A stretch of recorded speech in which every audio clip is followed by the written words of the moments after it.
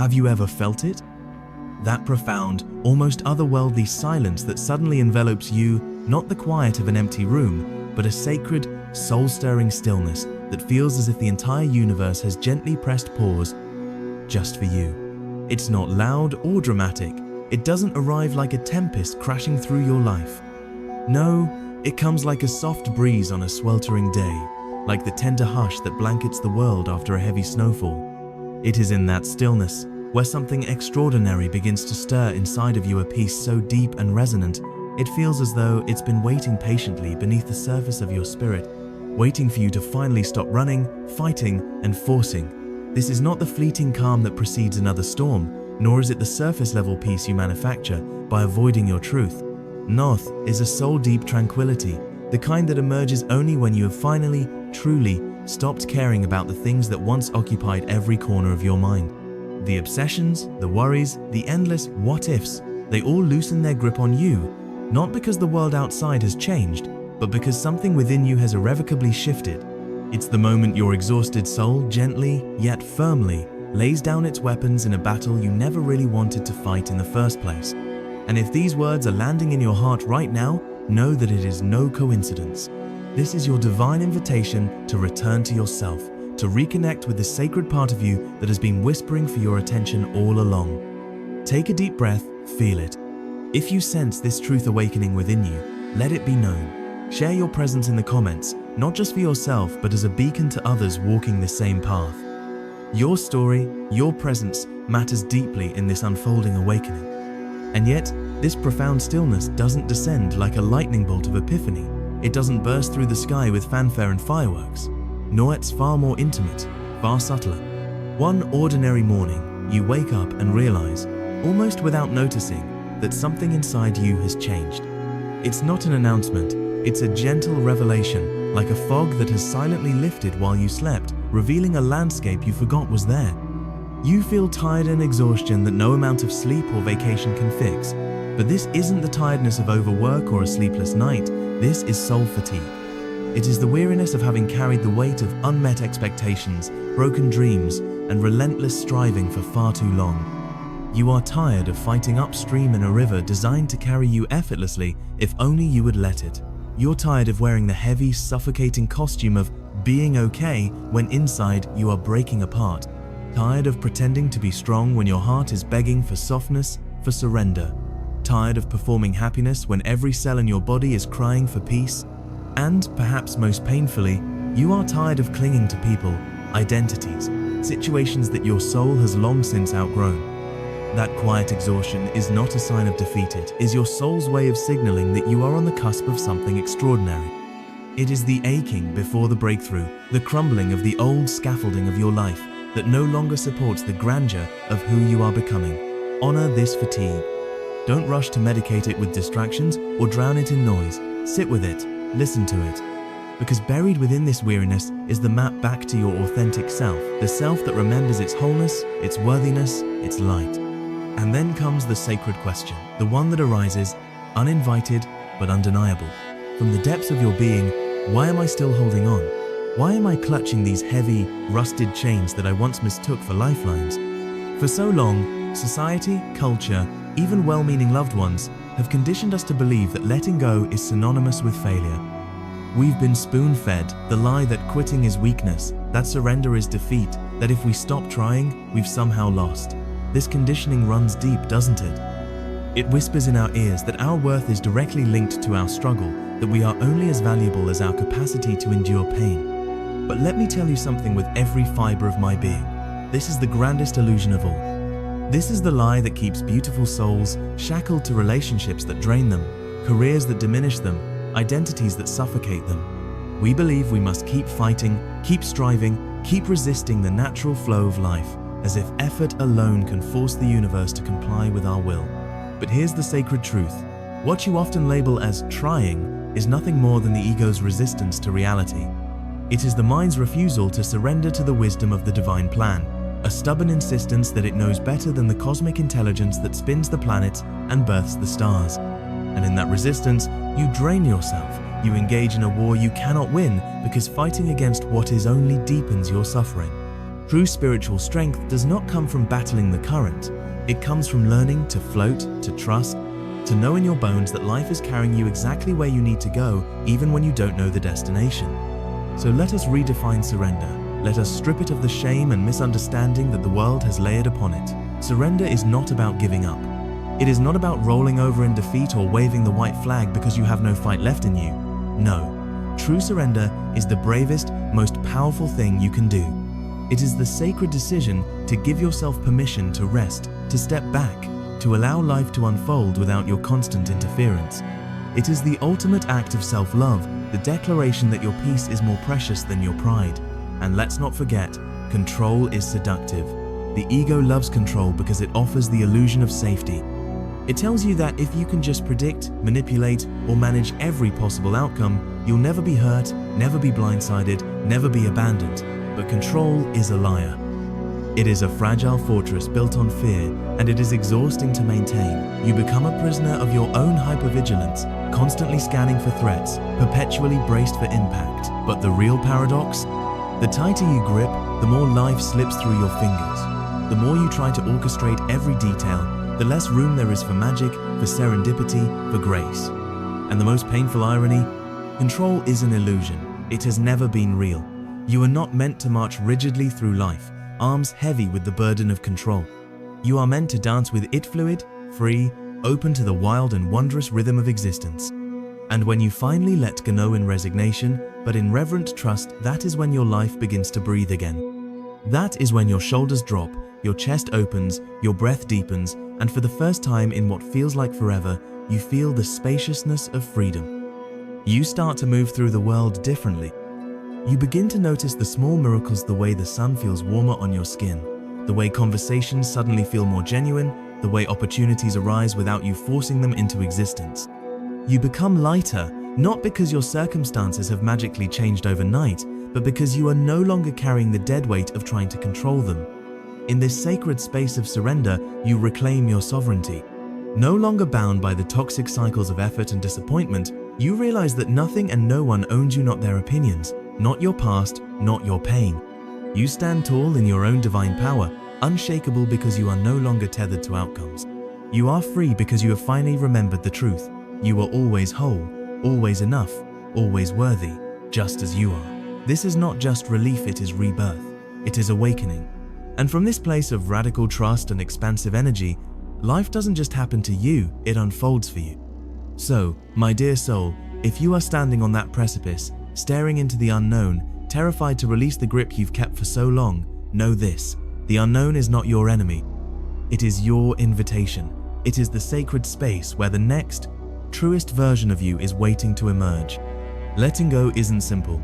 It requires courage, the courage to trust what you cannot yet see, the bravery to believe that the universe has your back, even when the path ahead is shrouded in fog. But oh, the freedom that awaits on the other side. If you feel this stirring within you, let it anchor into your bones. Declare it, here and now: I am ready to let go. Say it for yourself. Write it for others.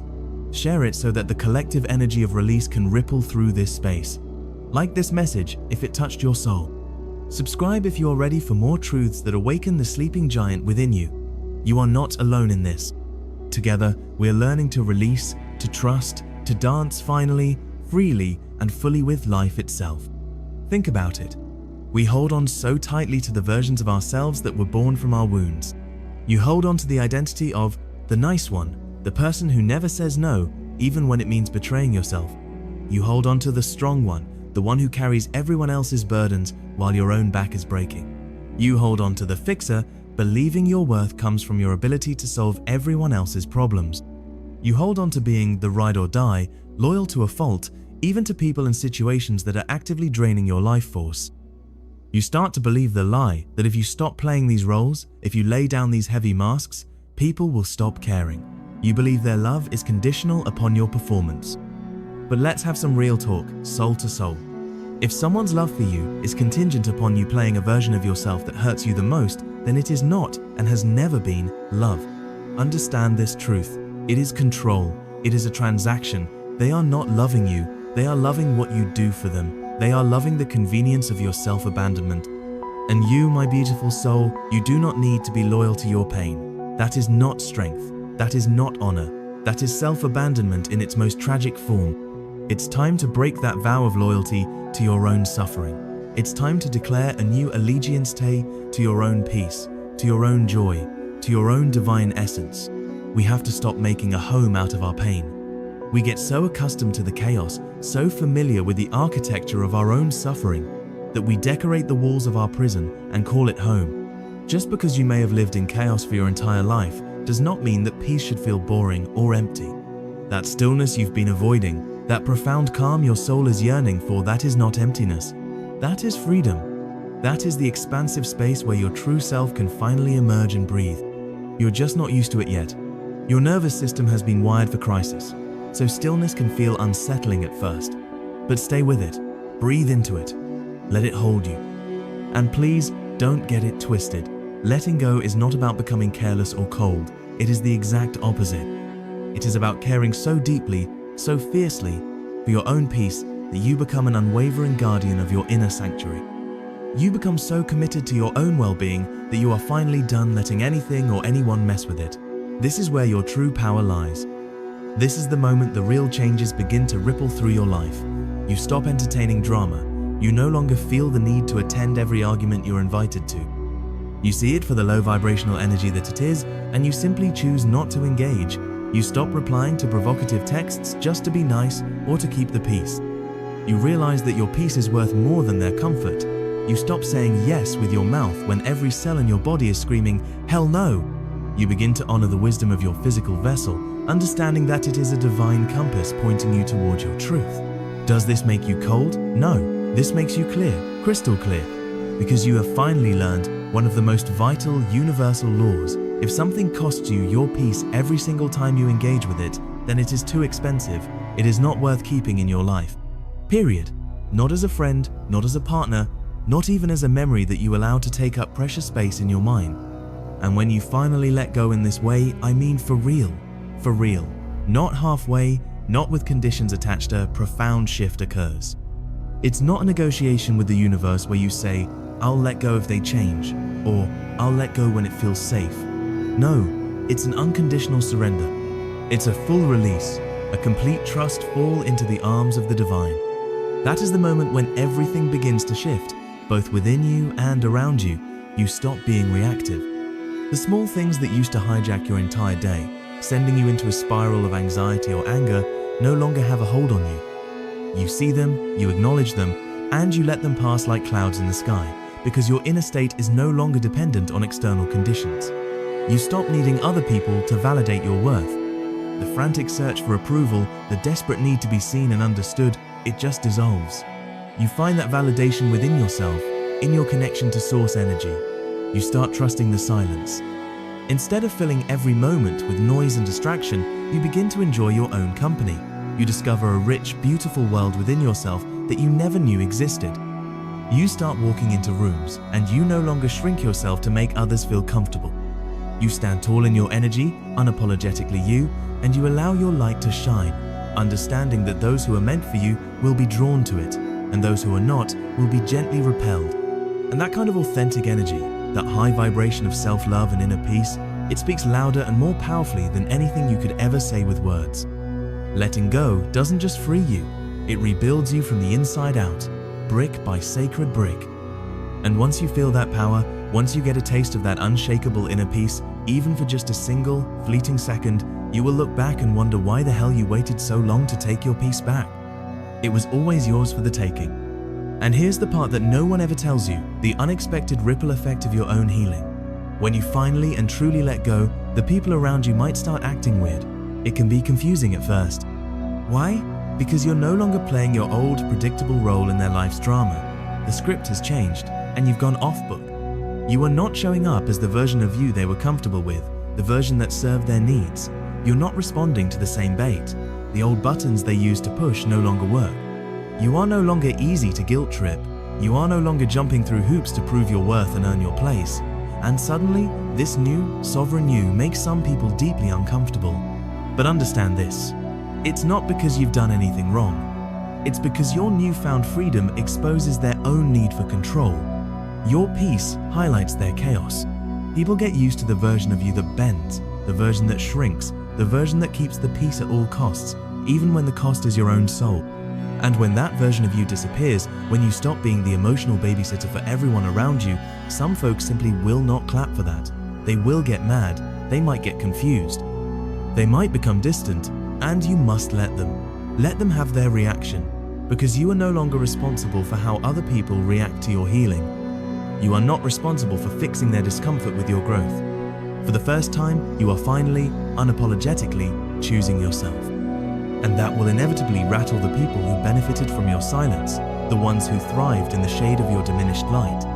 It's truly wild how quickly things begin to fall into their divine and perfect place once you stop fighting to hold the wrong pieces together.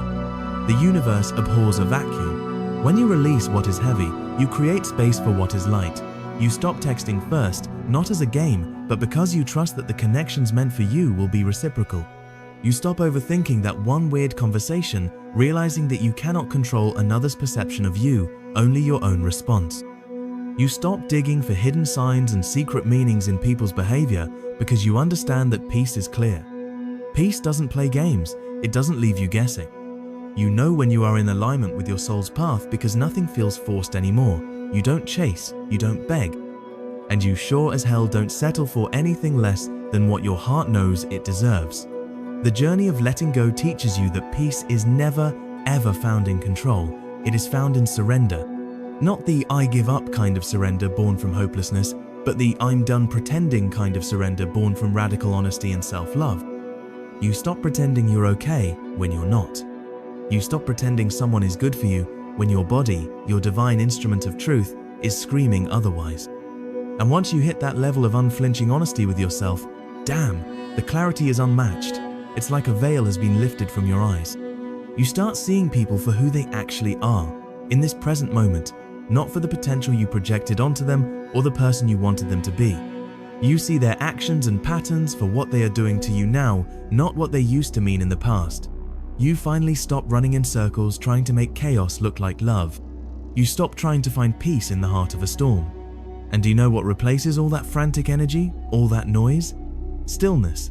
Expansive space, a deep, abiding peace. At first, yes, it feels weird, it feels quiet, it might even feel a little bit lonely, because the noise of the struggle was a familiar companion. But if you can stay in that sacred silence long enough, you realize that this is where your power was hiding all along. There was a person I once knew who held on so tightly that the act of gripping nearly destroyed her.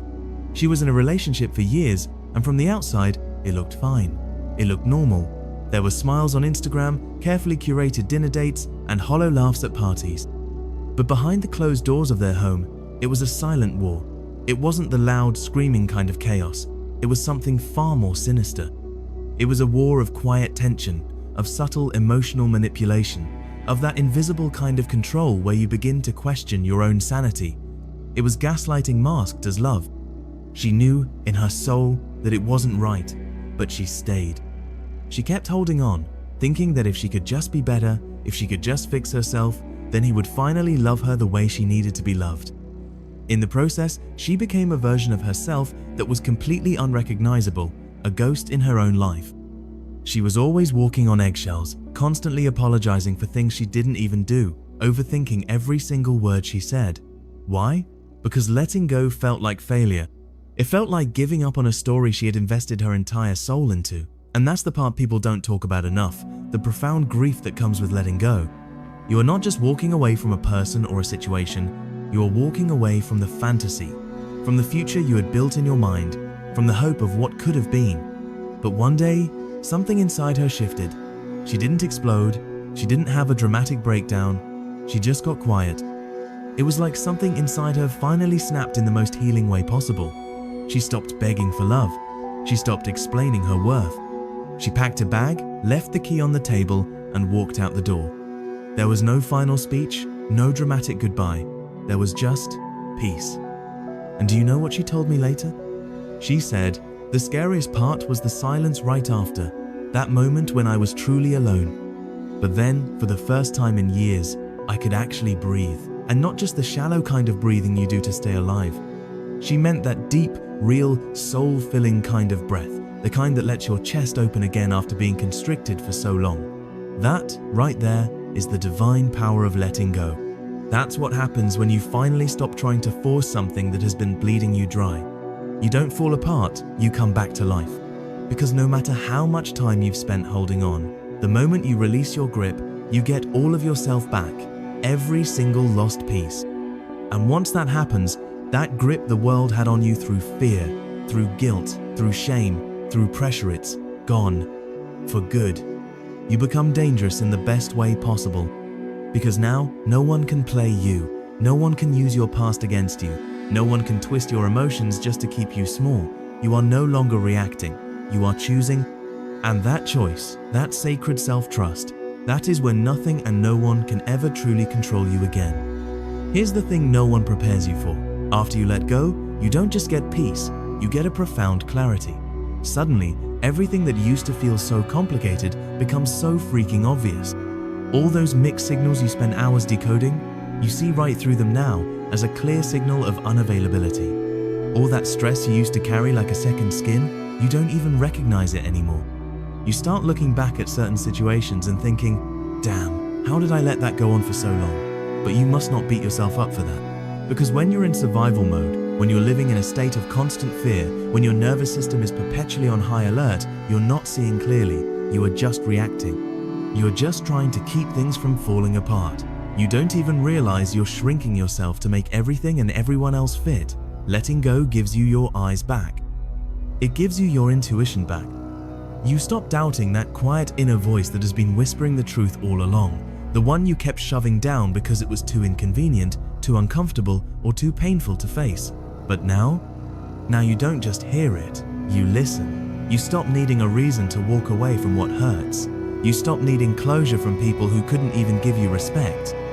You stop needing to explain your peace to those who thrive in your chaos. And that right there changes everything. Because once you've experienced that kind of clarity, the real, raw, unfiltered kind where you look at your life and finally say, no more, you can never go back. You cannot unsee the truth. You cannot unfeel the freedom. You start becoming someone different. Not louder, not colder, just unshakable. You are not moved by drama anymore. You are not triggered by silence. You are not desperate for a text back. You are not afraid of someone leaving because you now know that anything that truly belongs in your life does not need to be begged for. You start operating from a whole different plane of existence, not out of fear, not out of need, but from a deep well of wholeness. And when you walk into the world from that place of wholeness, you attract differently, you speak differently, you carry yourself with a calm confidence that makes people wonder what changed. The answer is simple. You let go. And now, nothing and no one owns you. What's truly wild is that once you stop being controlled, you start noticing just how many things were quietly pulling your strings all along. It's the little stuff, the subtle stuff. Like how you used to check your phone before even getting out of bed, already giving your mind and your energy away to the world before you'd even said good morning to yourself. Or how one person's bad mood could completely ruin your entire day because, deep down, you still felt responsible for how they feel. Or how you'd say yes with a fake smile plastered on your face while your chest was tightening from the pain of another self-betrayal. Bro, it is everywhere. The control wasn't always loud. Most of the time, it was sneaky. It came dressed as obligation, as being a good person, as not wanting to disappoint anyone. And the longer it stayed, the more normal it felt. It became your default setting, but letting go breaks that hypnotic pattern. And when you start breaking patterns, your life gets uncomfortable, then quiet, then clear. That's the uncomfortable middle that no one talks about. That weird liminal space between your old identity and your new one, where you've let go of what doesn't serve you, but you haven't yet fully stepped into what does. It's like standing in a hallway after slamming one door shut, but not seeing the next door open just yet. That part is lonely. It is uncertain. It is quiet as hell. And in that quiet, a lot of people get scared and go running right back to what broke them, because at least it was familiar. But if you can stay in that quiet long enough, something miraculous starts to happen. You realize you are okay. You realize the fear that kept you trapped was just noise. You realize you don't need as much as you thought you did. You realize that peace isn't found in fixing everything. It's found in accepting what is already true. And slowly, so slowly, things start to rebuild. Not from force, but from alignment. You start meeting people who don't drain you. You start doing things that actually energize you. You stop rushing. You stop proving. You stop pretending. And this time, what you build is real. It's not built from guilt, not from fear, not from some desperate need to be chosen. It's built from you, who you are now, not who you had to become to survive. That is the quiet miracle of letting go. It gives you back your own raw self, not perfect, not polished, but real. And when you start living from that place, everything around you starts to shift without you having to push so damn hard. So, here is the truth. If you have made it this far into this message, maybe it's because some deep part of you already knows what needs to be released. Maybe you have been holding on a little too tight. Maybe you have been fighting battles that don't even belong to you. Maybe you have been carrying stories that were never even yours to begin with. But now, it is time to put that weight down. You do not need to have all the answers. You do not need a perfect plan. All you need is one moment of radical honesty with yourself, real honesty, and from there, everything can change. So here is what I want you to do. Go to the comments and just drop one thing, just one thing that you are letting go of today. It doesn't matter what it is.